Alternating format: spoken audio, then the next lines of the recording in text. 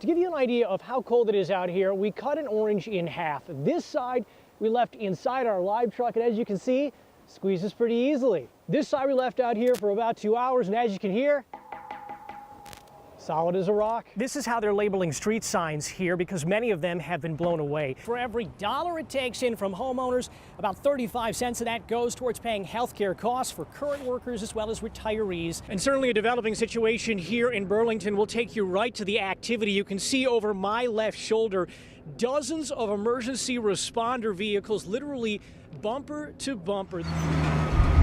When you no longer have a flagpole, you find another way to hang Old Glory. There is no sign. When you've lost most of your street signs, you find another way to mark where you live when you have no change of clothing. And we got socks, underwear, t-shirts. You find whatever you can. Let's see, I got some jeans and my Walmart jeans. Jennifer Mendoza is one of hundreds in Washington, Illinois, who lost their home to a tornado. It's a little overwhelming when you see it for the first time. I had to prepare my brother and my sister when they were coming in. The family helps with the enormous task of sorting and cleaning what remains. I cry over the overwhelming help. You know, just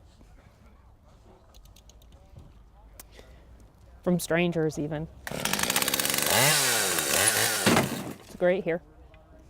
I mean, it's a sunny day. It's a good day to clean up.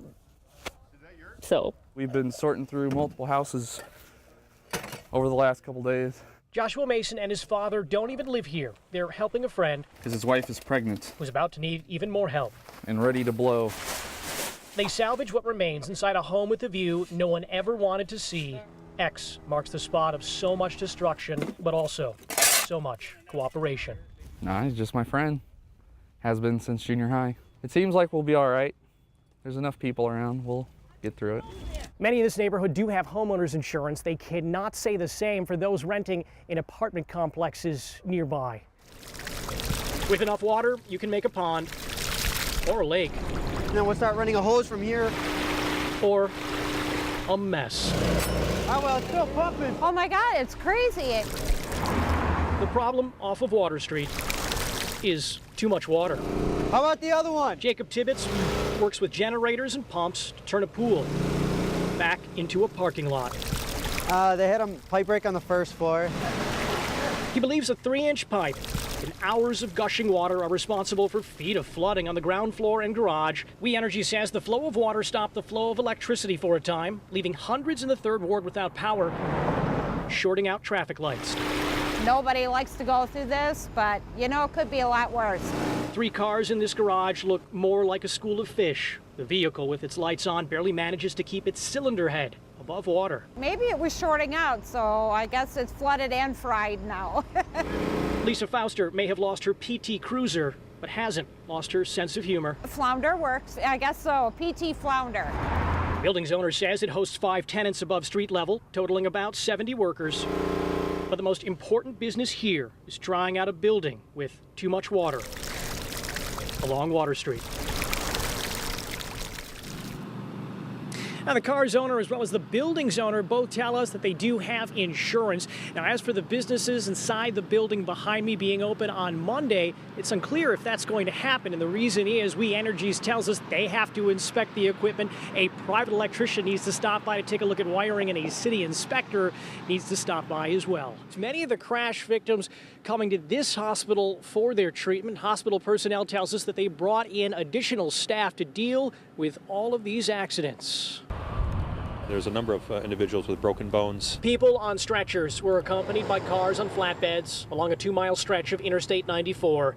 Combination of weather and speeds too fast for conditions resulted in 1 person killed and dozens injured when a blanket of snow acted more like a blindfold. It was hard to see. There were literally bumper cars. It was a whiteout. Cars going off the road. There were jackknife semi-trucks. It was terrible. As soon as I touched the brakes, I started sliding sideways. Matt Leach was at the front of the pileup, heard the cascade of colliding cars, He managed to avoid the dangerous chain reaction taking place behind him. We're able to stop, but unfortunately, people behind them weren't able to. Our thoughts and prayers go out to the victim's family. Racine County Sheriff Christopher Schmaling says a man was killed in the pileup. He estimates about 60 crashes took place in the county, half on the interstate. A portion was shut down for most of the day so cars and the injured could be tended to, including one of his own deputies, Who slipped and fell on the interstate and had to be transported to the hospital. But getting ambulances in proved difficult. Doctors say at times more than one patient had to be transported per vehicle due to conditions and the chaos created by the wreckage of gridlock.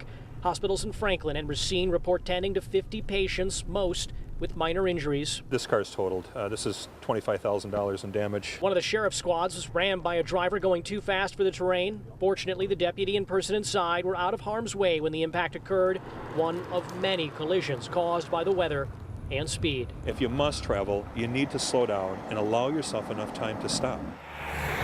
That noise was odd. It was not the cinematic surround sound drawing sturtevant crowds Saturday night. And I heard this crazy crash. It was the noise by a theater's retention pond, It was a boom. luring Kelly Skaggs and others outside. Well, you had all me and my buddies up front watching this. From the depths of this water, a tow truck eventually removed a 2003 Ford Mustang. The muddy bottom still caked on the tires, water dripping inside the lights, debris hanging from the running boards. A dive team found the vehicle completely underwater. It was just glass. You couldn't see anything. Police eventually located the people once inside the car. Investigators say 38-year-old Sheila Bell was behind the wheel. Not good. Police say she was with a 13 and 9-year-old. Sad, but I mean, just glad nobody was hurt. That's all we kept saying. Inside the Mustang, we caught a glimpse of a bottle of prescription medication, along with a can of Bud Light Lime Strawberita.